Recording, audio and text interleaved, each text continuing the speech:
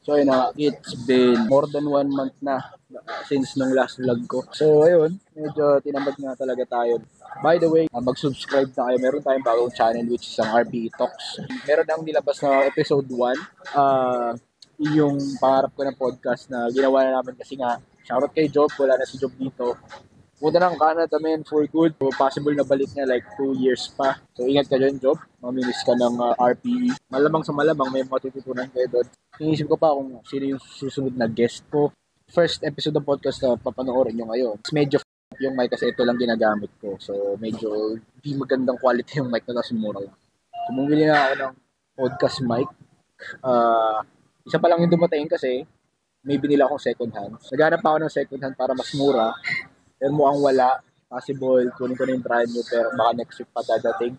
Check nyo yung Fine K688. So, budget na mic siya pero goods na goods yung quality niya.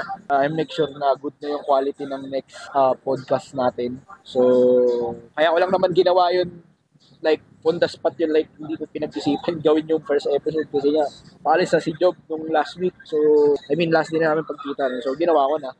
Kasi matagal na namin pinag-usapan yun na magkaroon ng podcast. Hanggang sa paalis na siya, di pa nangyayari. Pero yun nga, it's been 1 month, so maraming pangyayari sa RPE.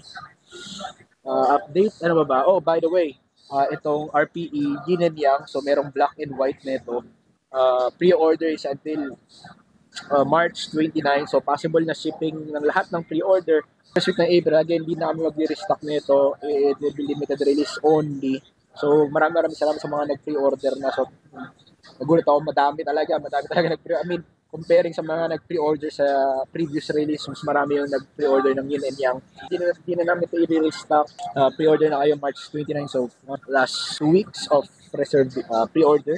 Message nyo lang yung RPE page sa Instagram kung paano kayo mag-pre-order. And ano ba updates sa gym. All goods naman, meron kaming panibagong combo rack which is makikita nyo mamaya and additional barya na plates.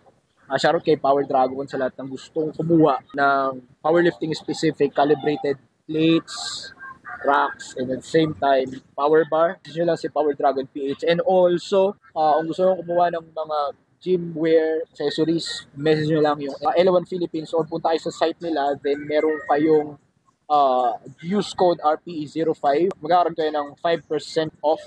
Alam ko sa lahat ng nakalagay doon sa site nila, pag mag-check out kayo, lagay nyo lang RPE05, then 5% discount. Diba? Sobrang laki nun. Pag marami kayong binili, sobrang laki ng tipid nyo. So, updates sa injury ko, it's been like more than 1 month na still suffering sa injury ko. Although yung pain level bumaba, pero wala, awkward pa rin mag-squat. Yung asa ascend, dito pa rin sa right adductor ko, may pinching point pa rin, pero wala, it is what it is. For the past 4 weeks, nagbabanded squat ako, pero ngayon, try namin walang bands sa knees, RPE 7. So, siguro nandun lang tayo sa 150-ish range kasi ayokong kumbaga mag-base ako ng RPE base sa speed at the same time sa pain level. Kasi kapag pretty sure nakuha ko dati like 200 for RPE 6 to 7. Ngayon, since may pain level na kasama, although yung, I don't know kung nandun pa rin yung strength ko, possible bumaba talaga siya kasi nga wala na injury. Pag na-injury ka talaga, mataas ang chance ang bumaba talaga yung strength level mo. Pero yun, it is what it is. Wala tayong magagawa doon. So may RPE 7 tayo ng singles ng squat. Tingnan natin kung, kasi ngayon, still trying to figure out kung anong stance talaga yung applicable sa akin para yung wala talaga, minimize yung pain level niya. Tinatry ko yung legs close, wide, same stance before. Tapos point forward. Hanapin ko pa, dati kasi may band. So, ngayon, hanapin sa warm-up, if you figure out kung ano talaga yung stance, maximize yung strength at the same time, minimize yung pain level to sa right adductor ko. Papunta na sa groin. Actually, groin na nga ata yun eh. Ayun, then meron tayong ito. A good thing is, although may injury tayo sa adductor natin, bench press is feeling good. I actually did like 4 sets of 3 ng pause. 3-2 pause ng 3-2 pause ng bench press. Hindi ko pa nagagawa yung ganung 95 kg. Alam niyo naman na sobrang poverty yung bench ko. Feeling good. So, meron tayo ngayong singles na RP 9.5. So, I'm planning to hit between 100 to 105. Parang ganun. Tingnan natin. Pero, focus muna tayo ngayon sa squat kasi nga, wala, squat talaga. It is what it is. May injury eh. Sige, tama. 107, 115 yan. Sudah si Nicole pumunta dalawa yun. Humiwalay na siguro sumakit na tira mo makita sa mansadang sumawi at bakit ako mag-ibig sa dito nakita.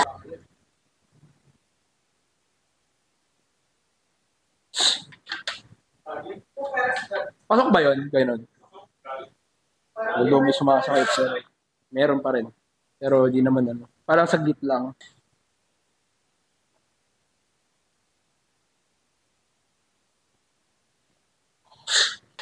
Sila halos nagpulot na ang pera ng mga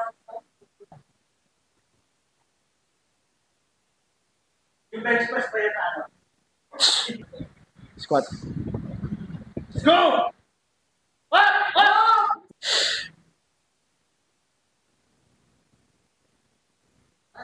Oh! Kan?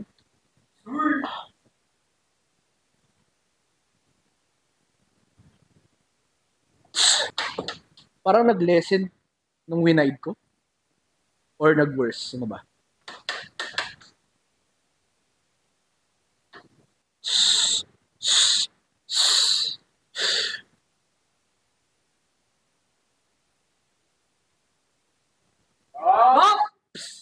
Hindi nagbabago yung bilis mo.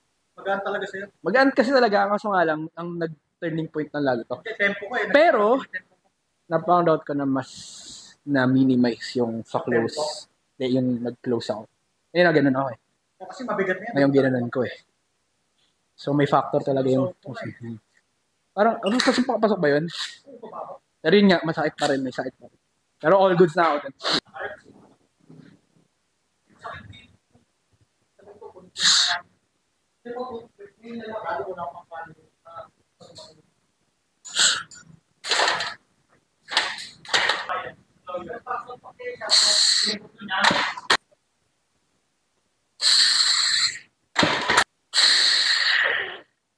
Start. Press. Drop. Start. Press. Drop. Start. Press. Stop. Nauna ka lang konti sa press. Start. Angat, angat! Bilis pa yung one-on mo. What? Ito. Angat talaga. Umaangat? Angat talaga. Nangat talaga? Ah, sorry. Press. Up, up, up! Ano sa bakit? Street problem na. Thank you. Hindi, angat talaga. Okay na ako dun. So, ayun. Recap lang for today's session. Nakalagay, di ba, RPE 7 sa squat. Pero, yung bilis, hindi yun RPE 7 kasi mabilis talaga siya. How it moves. So, 160 kg. So, good thing naman. First time ko for more than 1 month na rin. Almost 2 months na rin eh. Hindi pa ako nakapag-squat talaga ng comp squat kasi mga previous squat ko is banded, may band sa knees. Usually volumes lang yun. Tapos mga 120s lang yun. Then meron na ang heaviest squat ko is yung pin squat na 140 ata, 150 ata yun. First time ko lang mag-squat ng dun sa 160 range. Feeling good naman, although, nandun pa rin yung sakit. Pero, na-found out ko na, nawala talaga yung sakit kapag naka-close stance talaga ako. So, kailangan ko lang ma-practice talaga yung close stance. Although, wala. Sa ngayon, yung depth ko is, wala pa rin. Nasa parallel pa rin yun eh. Kumbaga, hindi pa rin siya talaga pasok sa standard. Pero, goods lang naman yun kasi ang goal is mawala talaga yung pain. So, parang, kukunin ko nga yung depth, babalik naman yung pain. So, fix muna natin yung pag-recover, pag-heal ng injury ko, then saka na tayo dun sa, alam mo yun, sa pukpukan na side. Pero yun nga, pero everything is better now. Goods na goods talaga. I mean, compare 1 month ago na talagang suffer talaga ako sa pain. Pero ngayon, goods na. I mean, may progression yung pain level. Then, back down so sobrang baba, no, 120-ish. Na found out ko na parang may specific technique dapat akong na-practicein na as in wala talaga. Kasi yung top set ko meron sakit eh. Nung nag-back down sa ko, na parang, hindi ko alam eh, parang ang iniisip ko para akong nagle-leg press. Parang iniisip ko, full quads ko talaga yung technique ko na yun.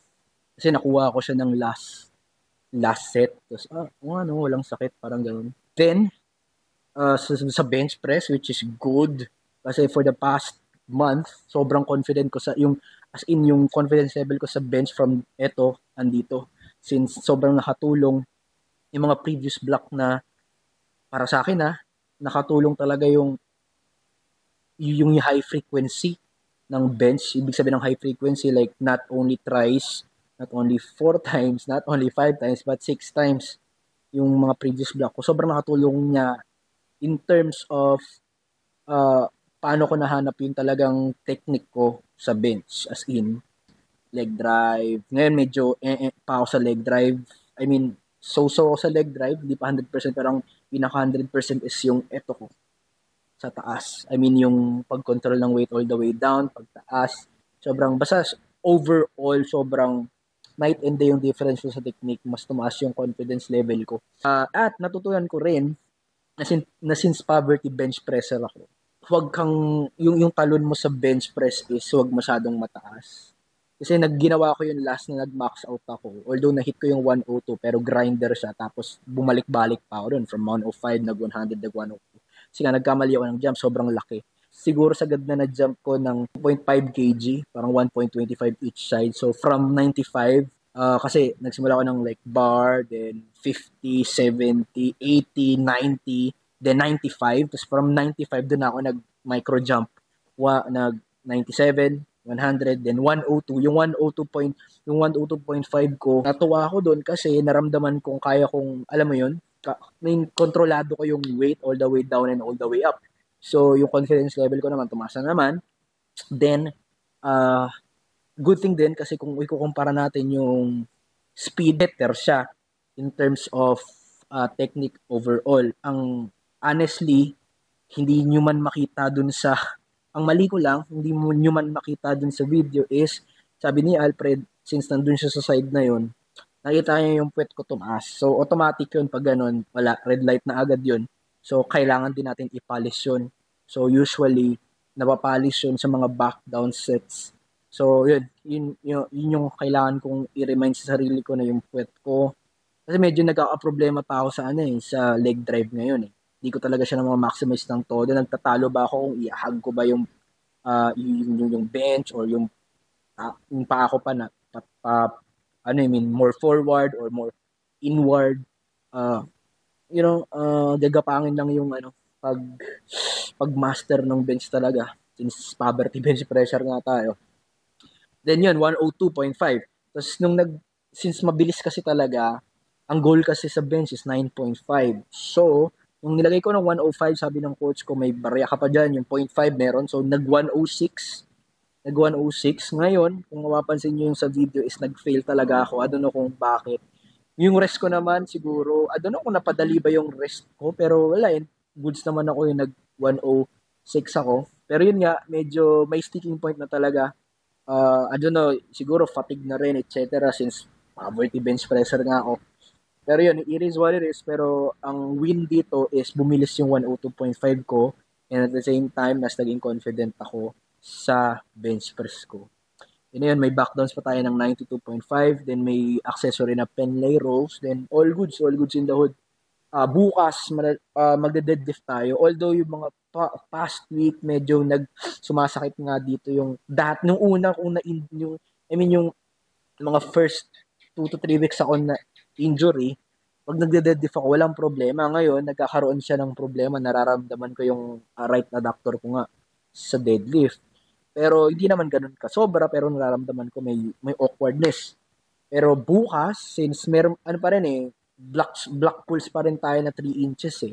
So, let's see kung paano siya gagalaw, or feeling ko sa technique pa rin, sa like foot stance, yung width nung stance ko, medyo may problem pa rin, hindi ko talaga siya ma-master. Well, hindi naman tayo nagmamadali. Yun nga, sa mga nagtatanong, kailangan magpo-compute na ganyan. So, probably, siguro masasabi ko talaga magpo-compute talaga ako na 100% talaga ako. 2026 pa talaga as in. Kasi wala, hindi pa ako ayoko mag-compete nang hindi ako 100% in terms of health. And at the same time, syempre, since number games kasi talaga to, alam ko naman sarili ko na hindi pa ako ganun. Wala pa ako dun sa peak ng mga competitive numbers dito sa Pilipinas. So, possible, 2026, I guarantee, sasabak na ako. So, possible, pumitik ako ng meet ng 2025 to qualify Raw Nationals 2024. I mean, 2026. So, possible yun. 2025, magkakaroon ako ng like qualifying meet. And ito yung malaking question sa sarili ko. Hindi ko pa actually, no nakaraan, nagsabi na ako ng 74 kg sa sarili ko. Pero, I don't know. Feeling ko malakas ako sa 83 is, it depends. Pero titingnan pa rin natin, as of the moment, yung calorie intake ko, nandun pa rin ako for past 2 weeks na naman, nag-maintain ulit yung, kasi from 86 ako, tapos nababa ko ng 85. Then ngayon, nagme-maintain ka for more than 2 weeks na, or more than 3 weeks na nga ata. Nagme-maintain siya ng 84.4 or 0.5, something ganun. So, nandun ako. Which is good kasi hindi napapasobra yung baba namin. So, what I need to do right now, since 3 weeks na nag-maintain yung weight ko, so technically, nandito sa state na sa maintenance caloric intake ako, hindi na ako magbababa na pagkain. So, shoutout kay Andre. Si Andre yung business partner ko dito. Si Andre yung tumutulong sa akin ngayon sa pagbantay, at least pagbantay sa akin kung anong diskarte. Ang sinabi naman niya talaga, stick na ako doon sa 2,500 ba yun? O, 2,500, 2,600 ba yun? Parang nasa ganung range, so 5 to 6 calories. Then, ang gagawin ko is this week, starting tomorrow, kasi ngayon ayoko nang simulan, magka-cardio ko. Gagamitin na namin dito yung walker/treadmill namin. Goal ko this week is to have at least 15 minutes every session for 3 times a week. So, hindi ko siya bibiglain kasi ang alam ko sa sarili ko na hindi naman siguro sa lahat, majority ng powerlifter hate cardio. Isa na ako dun. Ang gagawin ko is, ititrick ko muna yung sarili ko na parang 15 minutes muna, 3 times a week this week. Then, next week, progression. Kumbaga, next week, possible 15 minutes pa rin, pero 4 times. So, next week ulit, possible mag 20 minutes na 3 times. Depende kung anong kalagayan, kung anong nararamdaman ko sa cardio. Pero yun nga, small steps lang, na hindi pa 100% ngayon. Makakalungkot talaga kasi yung time na, peak talaga yung squat ko before ako naka-injury. Sobrang peak nun. Like, I can say na I can squat 224 RPE 8.5-ish, 8 to 9. I could say that. And possible ako mag 225 to 230 talaga in a good day. Yun dapat talaga yung goal, which is nakasulat dito sa board na 220 dapat talaga. Yun talaga yung goal. Kasi last PR ko is 1 to 10. Yung 210 na yun, parang nasa 8.5-ish pa yun. Hindi pa ako sagad. So, mataas ang chance na talagang makuha ko ng within 220 to 230 sa squat if wala akong injury. Kaso nga nagka-injury, so wala. It is what it is. So, ayun. Wala, ganun talaga Kumbaga, kasama talaga to, men. Sobrang nakakalungkot talaga kasi, alam mo yun, yung progression mo pag ganun, tapos bigla ang gaganon dahil sa simpleng, ang malupit pa doon, kung hindi nyo pa na alam na na-injury ako sa ice skating, to cut the story short, medyo nabigla ako, split ako, nagamit ko yung specific muscle group dito. Specific muscle dun sa adductor ko, then yun. Then nag-squat ako the following day, doon na lumala talaga. Kasi nung squat day ko na yun, as in yung tolerable talaga yung pain, akala ko like parang nangalay lang, etc. Ganun. Pero wala, nagtuloy-tuloy na yun. Hanggang sa ngayon, hindi pa rin siya 100%. I could say, pain level would be like 3 to 4, like 10 would be the highest, and parang ganun. Siguro, wala, ganun talaga. It is what it is. Lunok-lunok muna tayo ng pride, pero good thing naman kasi may mababa man sa atin ngayon. Good thing naman, goods naman yung bench press natin. Although yung deadlift natin so-so kasi nakaka-apekto na siya Nung una, akala ko hindi. Ngayon, medyo nakaka-apekto na tong injury ko. Kaya, let's see. Bukas meron tayong RPE 9. Nag-message yung coach ko na graduate na ako sa 100. Kasi talagang, like, yung barrier talaga ng 100. Actually, men, hindi man sa inyo, like, nakaka-impress yung 100 kg, 102. Kasi nga, I mean, sa powerlifting, sobrang mababa lang talaga siya. Pero, yung 100 kg na barrier na yan, sobrang tagal ko. I mean, like, more than 3 years ako na-stick dyan. Like, di ko talaga ma-hit yung 100, 95, hirap na ako, 90. Alam mo yun, ang last hit ko pa nga sa platform, nung nag-66 ako, nasa 85 ata yun, or 87 lang. So, ayun, graduate na. Shoutout kay Kuya Melvin, man. Graduate na sa 100 kg barrel. Sir, small win para sa akin yun. Pero yun, it is what it is. So, tuloy-tuloy lang, men. I could say na hindi ako minalas. Siguro way lang to ng nasa itaas na parang pagfukusan ko muna yung mga ibang trip ko sa buhay. Like, so, for example, medyo naglaylo man ako dito sa squat, medyo bumaba man yung squat na, na-injure tayo, etc. Medyo bumagal yung progress dahil sa injury. Pero, good thing naman is yung RPE shirt is booming. Maraming salamat talaga, men. I do really appreciate talaga. I mean, maski ako nagulat na parang from dito lang talaga yun, sa utak lang na napag-usapan lang natin, sinadjust lang ng mga tropa, ganyan, na magtayo ka ng ganito, ganyan. Yung branding ng RPE shirt, iyon, nagsimula lang doon na nag-uusap lang kami dito. Then hanggang sa ngayon, I think, pang fifth release na namin to, actually. Itong Yin and Yang. So, kumuha na kayo, mag-pre-order na kayo. Pre-order is until March 29. So, again, this is a limited release only. So, hindi na kami magre-restock talaga, as in. Although, sabihin ko na magpapasobra ako in case na may humabol. Pero once naubos yung, alam mo yon, yung stock na yon, as in, wala na talaga. So far, na doble. Sabihin natin, hindi naman siguro na doble. Mas tumaas yung nag-pre-order comparing sa previous release sa ngayong release, sa Yin and Yang. So, stay tuned. Marami nang nakaabang na release this coming April, May, and so on. Hanggang sa taon na to, parang aayusin ko na yung release natin. So, ang goal lang naman kasi talaga nitong RPE shirt is, first thing, siyempre, doon na tayo sa reality na mahal ang SBD competition t-shirt. Ngayon nasa 2.5 na ata, if I'm not mistaken. Kasi previous kong bili sa comp shirt ko parang 2K eh. May SBD comp shirt ako eh. Pero alam mo ang goal nga is para magkaroon ng shirt. Kasi kapag powerlifting ka, medyo maselan tayo sa sinusuot natin. Siyempre, kung madulas ba, kung sa bodybuilding pa, uso yung dry fit sa atin, hindi. Kasi kailangan natin ng, alam mo yun, kakapit sa bench, kakapit sa bar, pag nag-i-squat ka, and comfy at the same time. So, ang goal is para makagamit yung mga powerlifter ng competition standard shirt, which is approved naman sa PA. Wala naman kasing, kumbaga approved naman to sa PAP. Kumbaga, pinaalam ko na to kung pwede ganito So, approved naman siya.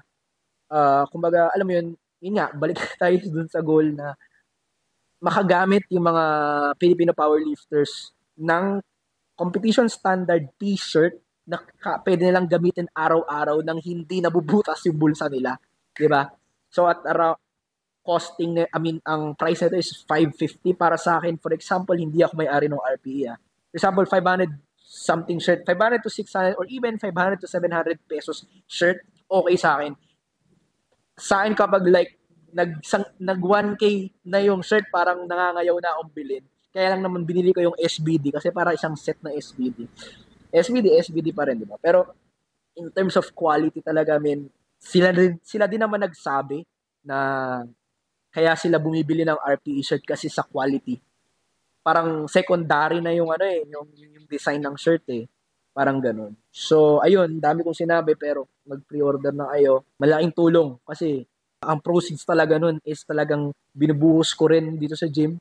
Yung proceeds talaga nun, hindi lang solely na pupunta sa akin, kundi sa gym kasi talaga. So, pag nag-add kami ng accessories or like plates, bar, etc. So, pinapaikot ko lang talaga. Mag-pre-order na kayo. And also, hindi lang to, may restock kami ng oversized shirt. Black and Teal, and also yung mga previous release namin na hindi naman limited stocks, which is yung Genesis and yung Marine release. Available naman to, although out of stock ngayon yung may ibang sizes, pwede kayong mag-pre-order. So hindi siya limited. Ito lang naman yung limited stocks. At saka yung last release ng Valentine, which is yung Red and David Wood, sold out yun. Maraming salamat sa inyo. Successful yung launch natin nun. Then ito, hopefully, meron pang like, ano ngayon? March 18. So meron pang like 2 weeks para mag-pre-order. Almost 2 weeks. So, pre-order na kayo. Yun lang mga chong. Maraming sinasabi. Tapusin ko lang yung backdowns ko. Then, kita-kits bukas sa deadlift session natin. Let's go!